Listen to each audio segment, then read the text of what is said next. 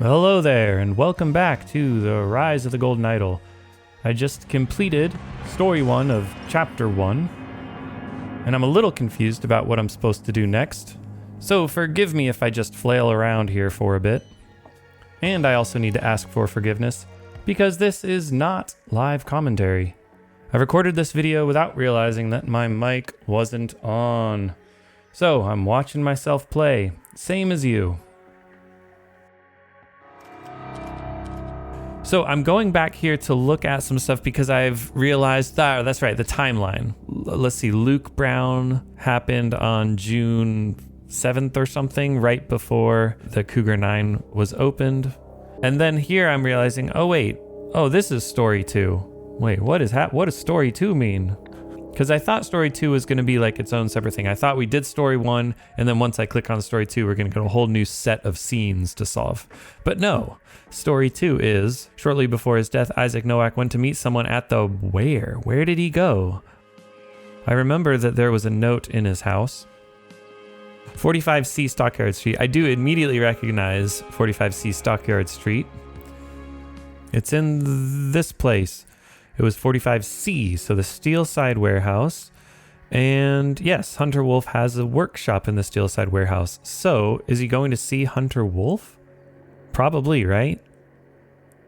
So Isaac Nowak is going to see Hunter Wolf. I don't know what I'm doing now. I don't know why I'm confused by that, but I'm clearly confused. I'm clearly missing something. No, I'm not missing anything. Steelside Warehouse. We're good. A few days later, someone connected to the somewhere. Don't know what that is. Oh yeah, I'm thinking maybe it's like the talent agency. It's talking about this letter, whatever it is, right? So the investigation into Isaac Nowak's death, and it was Elizabeth Nowak who bribed Sebastian Walsh. But I'm like, well, who sent the letter? Who sent this letter to Elizabeth, right? Because it wasn't just Elizabeth who decided that she cared about her father's legacy. That letter was sent first to make her realize that it would be really bad.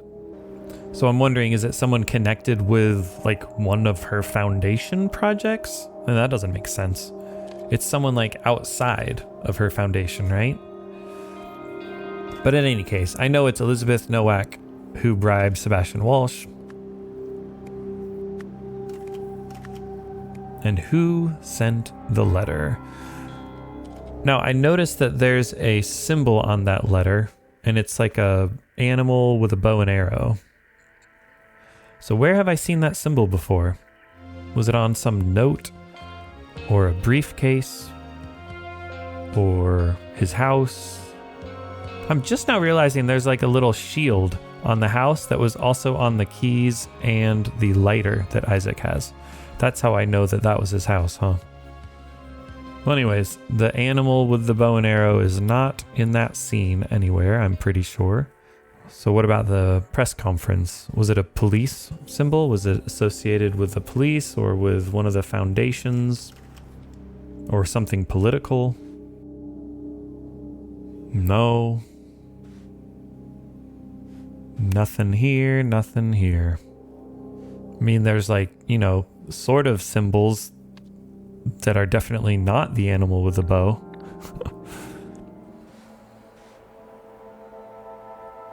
Nothing on the letter from Benny Crystal. I can't find that symbol. It's nowhere. So, what's a boy to do? I think a boy is just to guess that, well, probably someone from the Steelside Warehouse, I guess. I mean, the other options are Imperial University, Westbridge Manor, Tharp, Benny's Place. Benny's Place would make sense, but it's the Benny's Place, which makes less sense. But what is the main clue that it was the Steelside Warehouse? Because I couldn't find that symbol. Yeah, so I mean, 45C Stockyard is the suspicious location in that file. But again, I don't really know why why we're forced to conclude that that letter was sent by someone connected to the Steelside warehouse. I guess it's the only logical explanation because, well, it's the only possibility based on the clues we've established, right? Because we basically know it's not the police department because it's telling Elizabeth to talk with the police, or the commissioner rather. I mean, who else could it possibly be? It's not the Bagmans. It's not... Why would it be the university? I mean, it would make sense if it was the university, though. That's my hang up. It could be that someone at the university, right, who's working with Isaac Nowak on this project that's related to the Red Curse, doesn't want it to get out. But I guess the idea then is he got sick with the Red Curse right after visiting the Steelside warehouse. So it has to be, even if it was the university who sent the letter, it's still someone connected with the Steelside warehouse because it happened right after the Steelside warehouse. So that's what I should have concluded 5 minutes ago. So yes, someone connected to the Steelside warehouse, and there you go.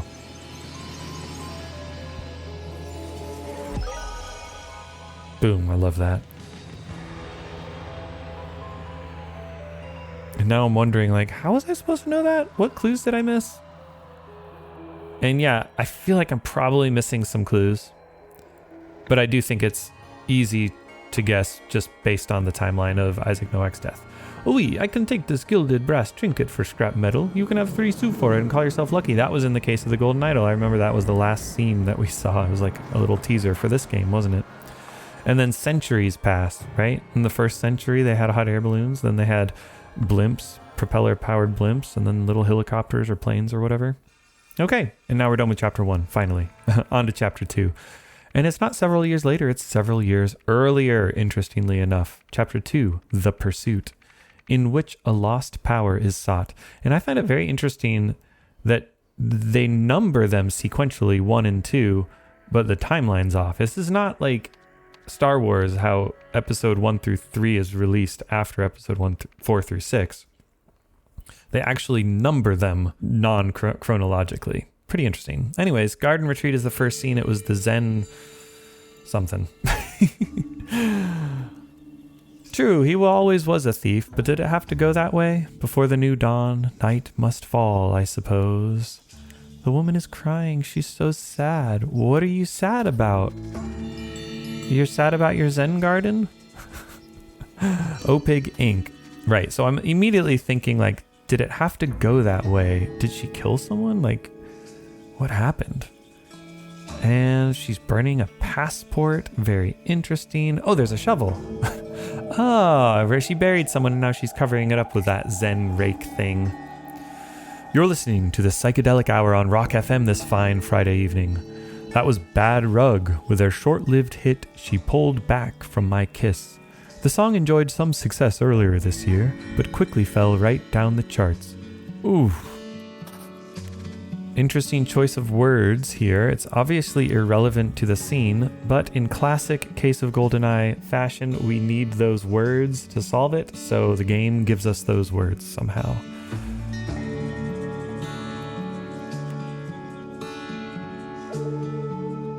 All right. Interesting looking residence, right? Is this someone's house? Who knows? This is some newspaper, huh? Eccentric Historians Harmony Foundation receives millions for undisclosed projects. So she's the eccentric historian, and she is indeed the one burying the body and covering it up. So the Harmony Foundation has an eccentric historian who is crying about someone she killed or something, or tragic accident that she's worried about covering up. There's a interesting, strange artifacts in this safe here. The most interesting part is this checklist, though, because there are 7 artifacts that are checked off, and then 1 strange-looking, pointy-eared monkey thing with a gem. Very notable, right? It's not the Golden Idol. The Golden Idol was a standing person, but it's clearly like a Lemurian, ancient Lemurian artifact. There's the rest of the strange artifacts, and 10,000 units of money, and a towel. Now, how many artifacts are checked off here? 7. And we have 2 there, and we have 5 there. So that's the 7 artifacts that are checked off accounted for. And what is that? Wait, why isn't that monkey? Why can't I click on that monkey? I find it very strange. That's clearly the missing artifact, right? But why can't we click on it? Well, anyways, there's a spray can. It's a hairspray, right? I saw someone's hair on it, and it's green. So it's a green spray can, and it's probably hairspray. What did she spray green? Did she spray that green artifact green? Did it used to be gold and then she counterfeited it into being green or something? Who knows? Moving on, I see wine, I see fun posters. That looks like, you know, an artifact, a Lemurian artifact that can affect someone's mind or something. Those are Lemurian masks. This is clearly someone who likes ancient Lemuria, right? Or Lanka. I wonder, actually, I'm noticing that bat in the top left. Is that supposed to be like a vampire bat calling back to the vampire of Lanka? That's a bit of a stretch, isn't it? Okay. August 1974. This is the calendar that gives us all the numbers. I wonder what day it is. How do I find that out? Oh, the moon, of course. So it's a crescent on the left side. So it's got to be between the 13th and the 20th, right? 14, 15, 16, or 17? Yep.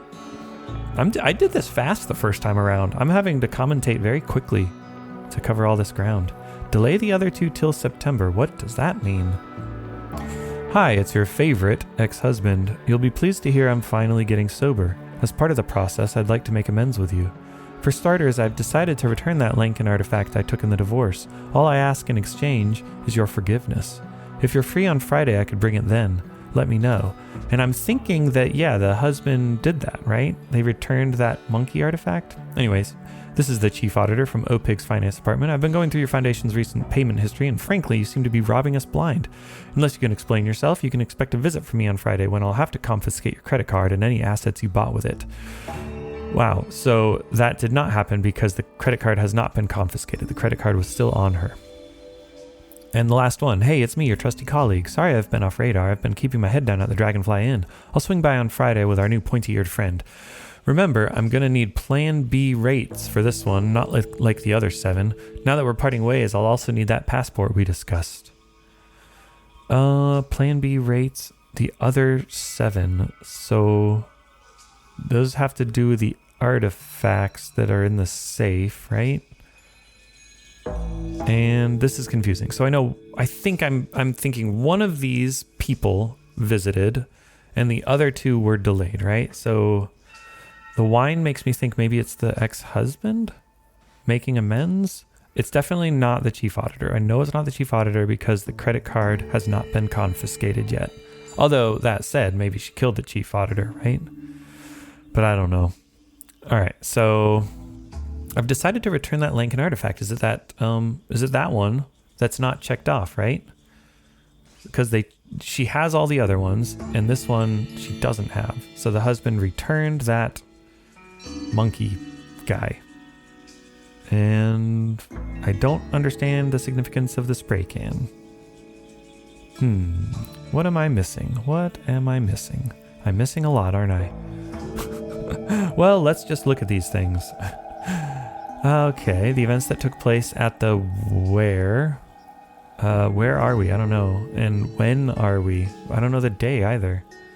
Do I know the day yet? Oh, right, I know it's like a Friday or something. That's right. Free on Friday. Yep. So what's the Friday between the 13th and the 20th? It is the 17th. Okay, and it resulted in someone's death. And the events that took place at the what? At the what? Where are we? It's her house, right? How do I say at the historian's house? Right? Can't say the historian's house.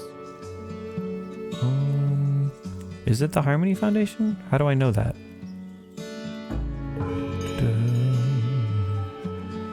That didn't say where we were. Oh, she's printing the passport. Oh, HF, Harmony Foundation. All right. I figured it out.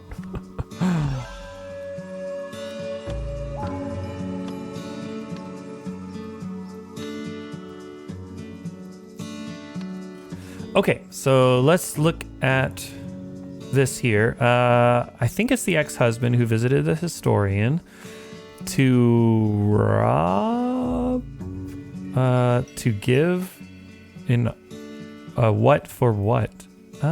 Exchange is the only word that makes sense there, but I don't think the ex-husband exchanged anything, right? Could it be the colleague then, right? Because then it would be exchange what? The pointy-eared friend. Oh, that's that artifact, of course. Oh, so it was the colleague because she gave the pointy-eared friend. He does have pointy ears. Oh, no. All I ask in exchange is your forgiveness. Shoot, I don't know. I don't know how to tell whether it's the colleague or the ex-husband. He always was a thief. That definitely makes me think ex-husband, but maybe...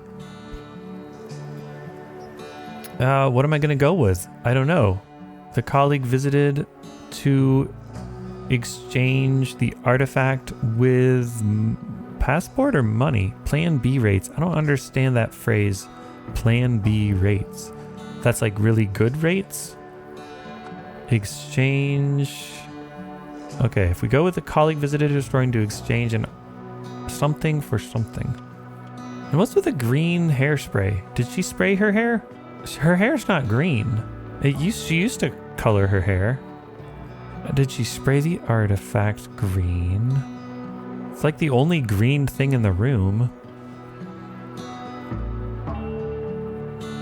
And there's the artifact.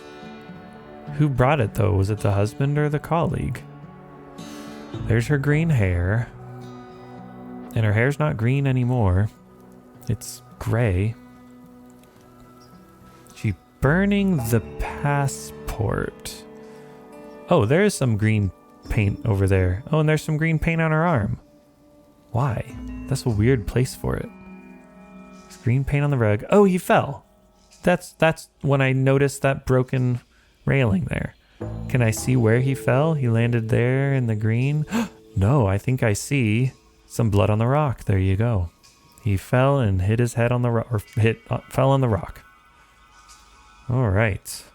And the rug is pushed back because he tried to stop himself from falling, but his feet pushed the rug. Okay. So what do I conclude? Is it the colleague or the ex-husband? Gonna need plan B rates. What are plan B rates? And there's the pointy-eared friend. So it's gotta be the colleague. But let's see, plan B rates is money, right? So does the colleague want to exchange the artifact for money or for the passports? How do I know that? I'm so confused.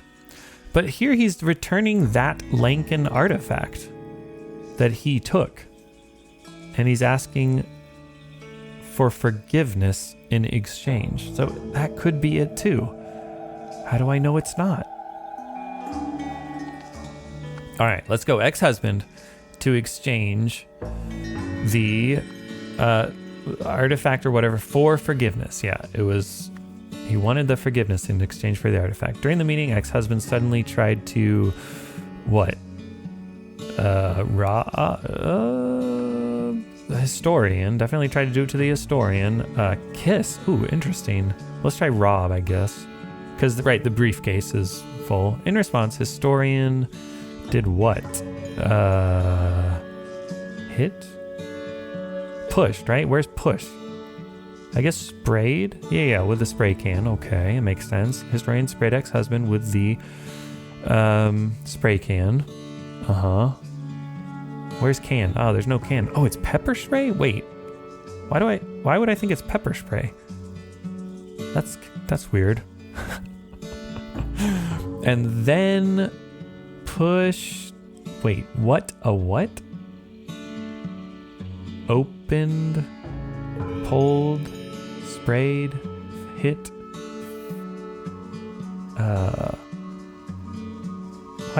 I guess pulled a rug? Pulled a what? Oh, that's clearly hairspray. Why can't I do hairspray? Why is it pepper spray? I'm so confused by that.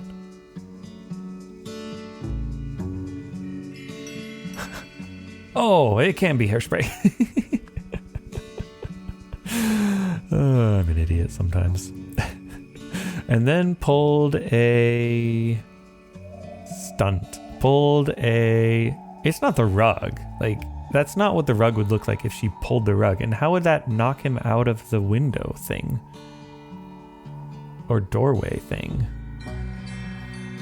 Like, that's like from the dude falling, he like scrambled his legs really weird. But okay, whatever. We'll say pulled a rug. I guess. As a result, someone, something, and something, a something. Hit a rock. Okay. And fell. Yeah. He fell. We got it. Boom, baby. Let's go. Oh, I'm definitely questioning. It could be colleague, right? And it clearly is colleague. So how am I supposed to know it's colleague and not ex-husband? What is the clue? What is the clue?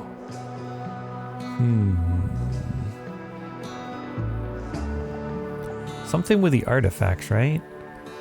So I'm gonna need plan B rates for this one, not like the other 7. The colleague, why did they visit? To exchange,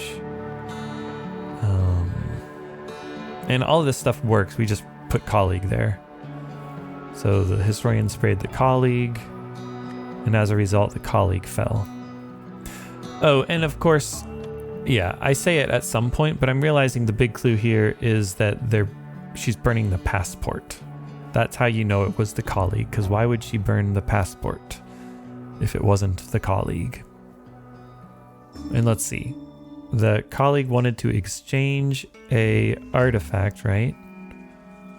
Come on, put artifact. It was right there.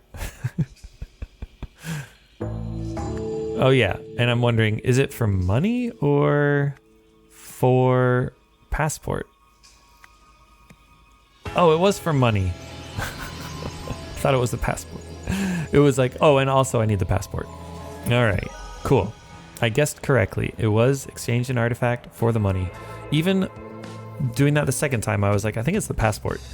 The historian's colleague brought her a strange statue, but then began transferring other artifacts from her safe into his suitcase. In her attempt to stop this, the historian killed her colleague. To cover up what she had done, she buried the body and burned the fake passport she had provided for him. Yeah, and you can see she's pulling the rug. It just doesn't seem like that's how the rug would land if she pulled him, but whatever. We got an encyclopedia here. Lazarus Hearst, we know, yeah. And this is the exact same wording that they put in that first chapter. Some claim he used a mystical artifact. And then in the I entry, we have golden idol. Golden idol. I for golden idol. Okay, fictional artifact said to have derived from ancient Lemuria. One popular theory is that it granted eternal life. However, modern historians agree that the idol never existed. And scientists have shown that such functionality is impossible. But check this out. No one thinks that it granted eternal life anymore. And modern historians agree that the idol never existed? Nuh-uh, not this modern historian. Cool. She knows the truth. We can't put Lazarus Hearst there. We don't know who the colleague is. Very interesting. Oh, and we do have a story. So someone wanted to blank the mythical blank of blank. Probably steal the mythical golden idol of Lazarus Hearst, but who knows? Yeah, we don't have enough of these. In the end, someone tried to summon the something. We just don't know. And it looks like we go all the way back to behind bars, an alarming incident at Sternwall Prison.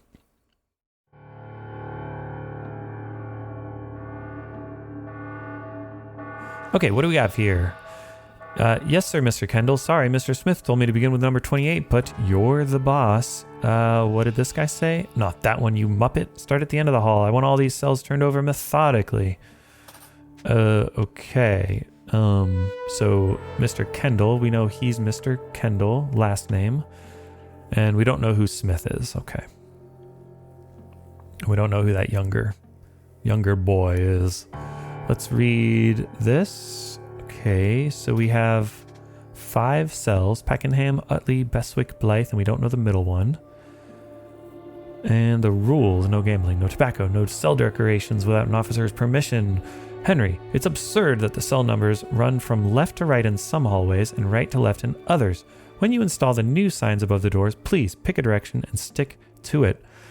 And yeah, we don't have cell numbers, so we don't know whether this one on the end is 26 and running upward, or I guess whether that one on the end could be 30. But I guess either way, the middle one's 28, right? I don't know. Mr. Smith told me to begin with number 28. Okay. Dearest Julia, I'm enjoying my new job tremendously. It is so rewarding helping the men better themselves. In particular, I've been helping one inmate nurture his talent for abstract art. One of his early sculptures explored the very fabric of the universe, using nothing but paper. Quite the virtuoso, eh? I like to think I played my part, as I was able to find everything he needed at my local crafts shop. More recently, the same inmate explained to me his need to precisely prune one of his sculptures to capture the fragility of the human spirit. What a visionary. Once again, I managed to find just the tool he needed, this time in the prison's storage room. Unfortunately, my superiors do not seem to see that men like him are just misunderstood, especially our commanding officer, Patrick, who treats them and us terribly. I hope I never become like that, no matter how far up the ranks I eventually climb. Yours forever, Percy. Okay, so we know who Patrick and Percy are, I think. That's Percy. And, Percy? And Patrick must be the nasty one. Very good. And everything else in that letter is totally useless, I'm sure. What's that pin? Ooh, I can zoom in. Namuseum. Mamuseum? Peel Club. Oh yeah, Peel is a sport. And he has a gun, of course. Okay, I guess we'll go here. 9 p.m. Love, lust, and a laundromat. Okie dokie. I don't know if that's important. Under the floorboard, we have a pack of marked playing cards. And contraband. This is like everything contraband. And there's something in his... Is this the abstract art guy? Maybe. But there's some abstract art over here too, right? Flowers for inner growth. Ooh, donated by the Harmony Foundation. Intriguing. What the? Cartoon fun with Alfred Beasley. 1, 2, 3, 4, 5, 6, 7, 8, 9. What on earth is this? There's that poster. Oh, is that the same Mamuseum Peel Club thing? Interesting. I wonder why that's there. Okay, we have awareness, splitting space, end of soul. I can hear you, naughty naughty.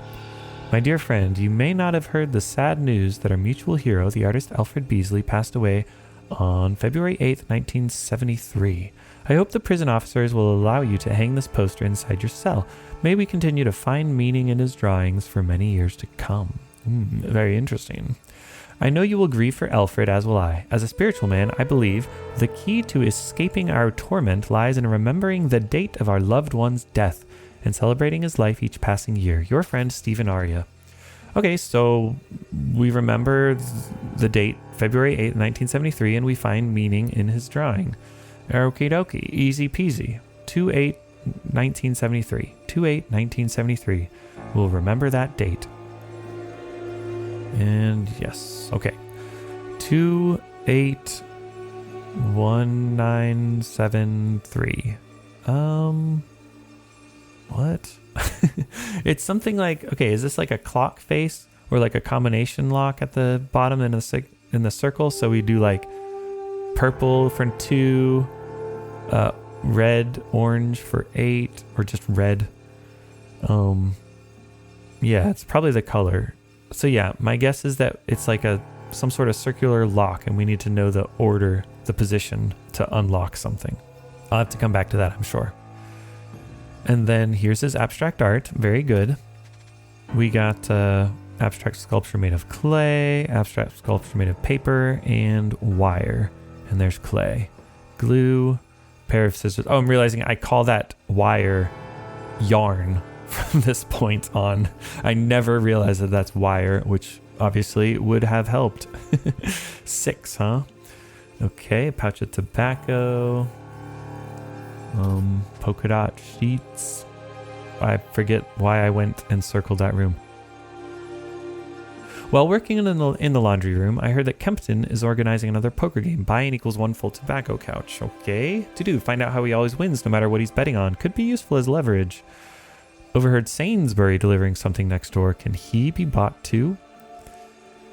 Okay, which next door? Update. Surely it wasn't a hacksaw, was it? Sure has sounded like it the past few nights from what I've been able to hear over that blasted soap opera. Okay, so it is on the right side is playing the soap opera. So probably the left side is the hacksaw, which fits. I mean, the abstract art guy is doing something funny. Naughty, naughty, I can hear you. Oh yeah, and so that's the cell over. He passed that note that I can hear you. And he's making art. And Percy brought him something to help with the art. And this is the guy who's cheating. Oh yeah, marked playing cards. He's cheating. Okay. Yeah, Kempton. He must be Kempton. Okay, and what's this message thing? The secret message was encoded with the numbers? But where are the numbers? Oh, they're right here. 281973, right? And could be decoded as... Okay, so...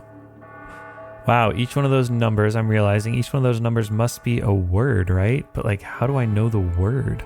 That sounds really challenging, doesn't it? How on earth are you supposed to do this without a list of words that it could be? I'm so confused. And what's the most elegant way to do this? Is that, so that first one is inside? Is that really it? Because I feel like it could be anything. Could be box, could be open, it could be hiding. But okay, it's inside perhaps. All right, and the next one is the flower. Is there a flower? Oh, there's a flower. Okay. And then we have 281, which it's like paper or like book. Oh, but that's book. Oh no, that one is going to be the spine of the book. Oh yeah, okay. So inside the flower book, we'll say book. Maybe it's right, maybe it's not. And then the next one is the dark pink, which is the spine of the book. It's right there, you dummy. Don't worry, I got it. All right, so what's next? Inside flower, book, spine, and then 7, 3, right? So 7 is equals. Inside flower, book, spine equals saw. Okay. So let's look at this book spine. Oh yeah, there used to be a little saw blade in there. Donated by the Harmony Foundation too, that's fun. And did Percy bring it, perhaps? No. He needed to prune one of his sculptures, so that is the, let's see, it was the fragility of human spirit, end of soul, right? So the yarn thing. Okay, I called it yarn while playing, but now I know it is wire. So he needed something to cut wire with. If I had just clicked on it there, I would have known. But anyways, so I'm like, okay, so Percy brought the scissors to cut the yarn, right? Oh, and if I'm wrong about the fragility of human spirit, it could be awareness or splitting space, and then he brought like the clay or the glue or whatever. But let's see. Precisely prune to capture the fragility of the human spirit. Yep, wire cutters for the wire. Cool. Oh, silly little boy Percy. All right, let's come out here now and look around. What's over here? Like a signal? Is that someone told him how to get out? And clean cuts these. Just the pliers and some wire cutters should be enough to fix it. Even this tiny toolkit should have those. Okay, so pliers. Yeah, holding a pair of pliers. He's got a visitor pass, Henry Wakefield. And we can put his name in.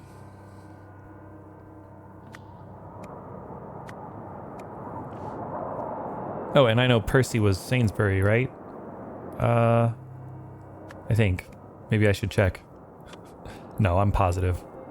All right, we got a spool of wire to fix the thing, and then the toolkit, which is property of Sternwell Prison, and we're missing one. I think he took the pliers out. But yeah, no wire cutters in there, huh? I actually didn't realize that. I was thinking that maybe I was like, the scissors. Why? That doesn't look like scissors would go in there.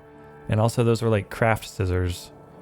So I'm a little confused by how he cut the yarn. All right, is that the dog's name? Is Clovis the dog's name? Is that a bone? Oh no, that's his dog tag. Right. But we don't need to put that his name is Clovis.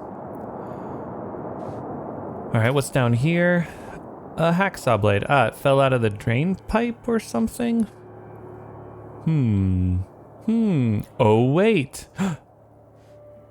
I see. He climbed out the window. Yeah, that's his poster.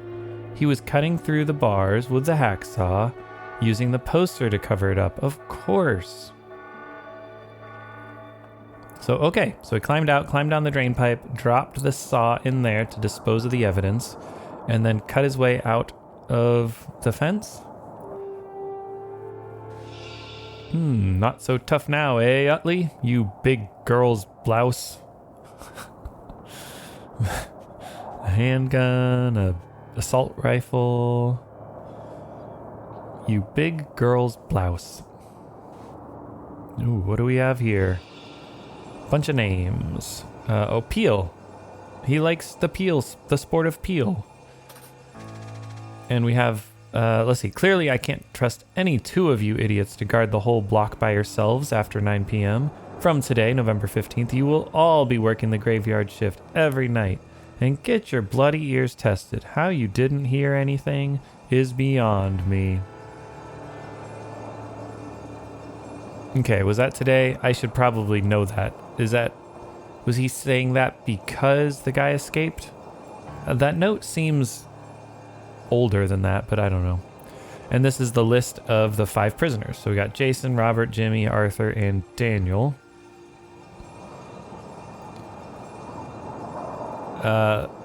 Let's see. And yeah, I don't know. Are these in order of the rooms? Was it like 26, 27, 28, 29, 30? And the names in each of those rooms? I feel like on the right side of this paper it says what room they're in. Too bad they put the peel up on top of it. All right. What do we have here? Okay, so I need to put in the faces with each of the rooms. Okay, and these are the people. All right. Just one more year and that'll be me, free as a bird. The torment is nearly over. So it's not a life sentence. I trust that this will help you to forget whatever you think you heard. As extra insurance, I have a small request. I need you to get me something from your work. We can discuss it during the next exercise hour. Okay, so he heard the hacksaw, right? So he's right there. Yeah, we can just pencil him in. All right, what else we got? Oh, and do we know what he looks like? No, I don't know that we do. He's probably Jimmy because he has one more year left. But I don't know. Heh, big girl's blouse. Looks like you've got a new nickname, eh, neighbor? Okay, so he's next to whoever was called Big Girl's Blouse. How dare he not inform me of his plans? That idiot's dug his own grave. When I get out, I'll put him 6 feet under. So says the double-headed coin. This must be the gambler, I'm thinking. And now we got, try calling me that without a gun in your hand, screw. See what happens. So this guy must be the one they were talking to, Big Girl's Blouse, and then he's neighbors with Redhead. So the Redhead is neighbors with the other guy, but we already knew that, yeah? If I'm right about the middle guy, and then the question mark is the guy who escaped. Yep, okay. Jeremy's got a honker. Ah, who's got a big nose? Any of these guys? I don't know. Oh, it's that guy. Jeremy with the honker. Okie doke. How am I gonna get the names of the inmates? I guess it's here. Oh yeah, right. Jason and Robert and Daniel, at least we know.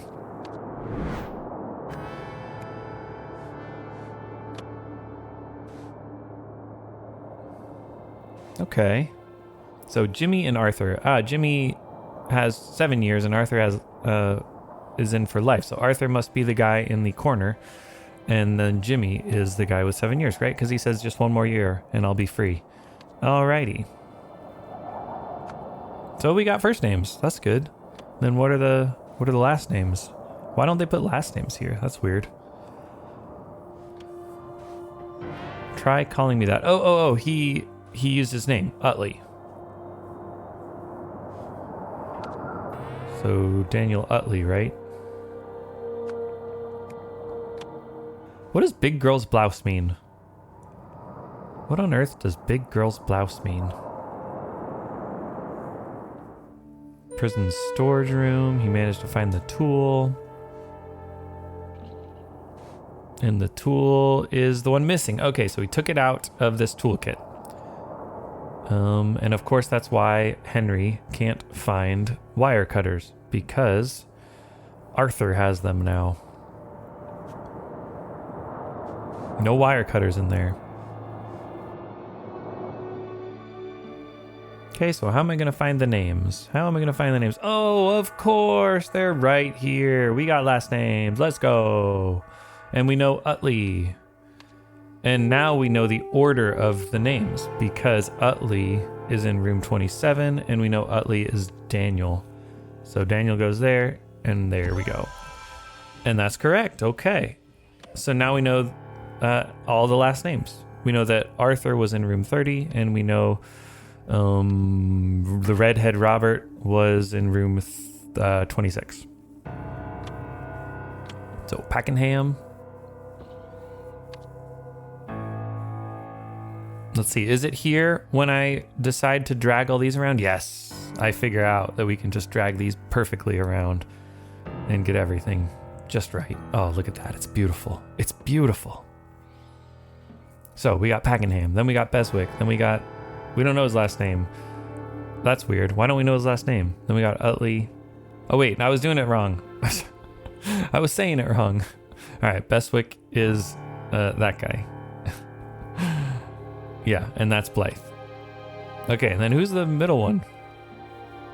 How am I supposed to know the middle one? Jason who? Who's the gambler? Oh, maybe they put it in the notes. Oh, and this was Henry.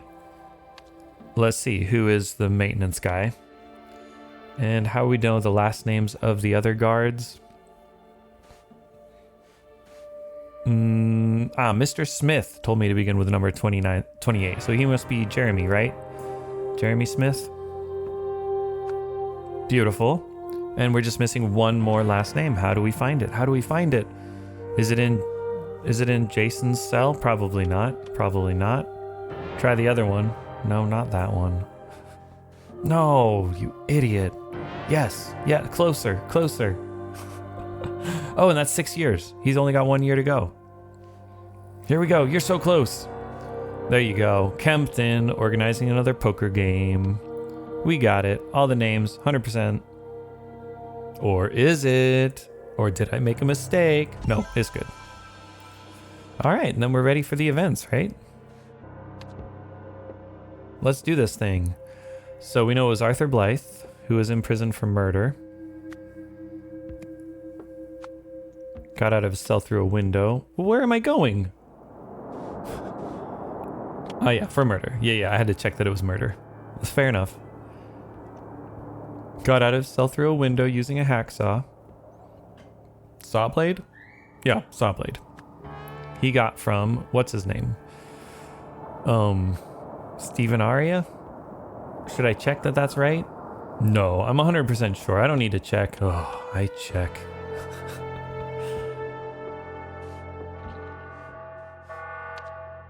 He entered the yard via a drain pipe, I guess, and breached the fence using wire cutters he got from, what's his name? Percy?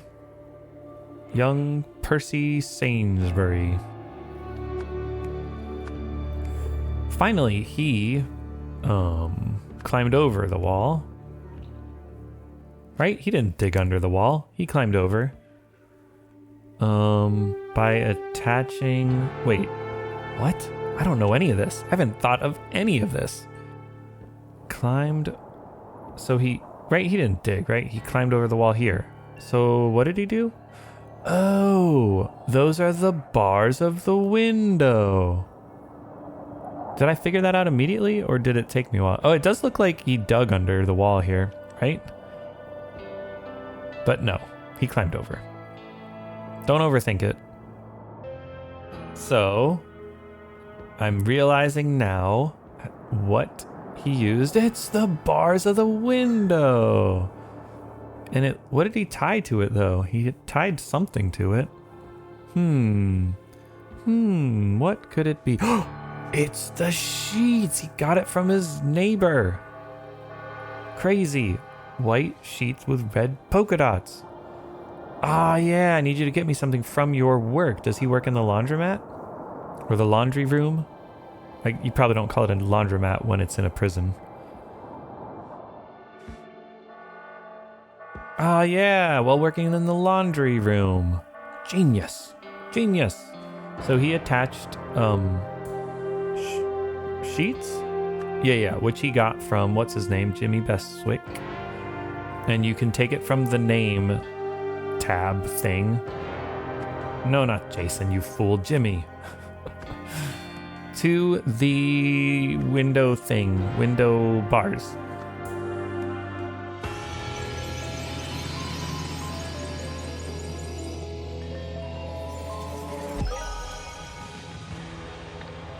You've solved the scenario. Arthur Blythe received a hacksaw blade from someone outside the prison named Stephen Aria. He used the noise from a fellow inmate's television to cover the sound of him sawing through his window bars at night when the guards were understaffed.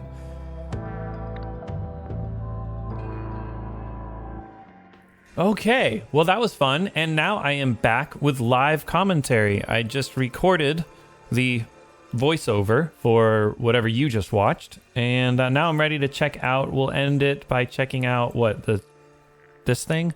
Mamusium top league again. Huzzah! Mamusium won the Albion Peel Championship. I think we're just now learning that we are actually in fact in Albion, or Albion is still existing. I thought it was New Wells was a different place. Maybe that's a city in Albion. Anyways, Mamusium won the Albion Peel Championship yesterday, beating Victrix in a thrilling 1-0 final. Full story inside. Killer on the loose. Police are hunting a murderer who escaped Stonewall Prison yesterday on the 15th. Arthur Blythe, who formerly worked at the Museum of Lemurian History, was serving a life sentence for fatally stabbing a colleague who had caught him stealing artifacts, which he later sold at various locations. Is Arthur Blythe the colleague here? The colleague brought her a strange statue, but then was going to steal it. Interesting. Let's see. I don't need that. I do want to go back to the garden retreat and just look real quick. Wait, what do I want to look at? At the story. Oh. Events. That's what I wanted to do. No, that's not super helpful. What did I want to look at? I guess this story. Oh yeah. So-and-so arranged Arthur Blythe's. Here, I need to switch, and I can switch going this way. Sort of. Maybe I want to go back here, though. Corkboard? Yeah. We don't know what he looks like. Yeah, I'm wondering if Arthur Blythe is the colleague. That would be interesting. Interesting that Henry Wakefield is still... And Jason Kempton can be put down there. I feel like they're not going to be important. Although Jason said... Like, when I get out, you're dead. Okay, but anyways, Arthur Blythe, because he knew the function of the golden idol, locations of the artifacts. But anyways, that's going to do it. And I will do the next parts in the next video. So chapter 2, part 1 was this one, and chapter 2, part 2 coming up next. Until then, y'all take care.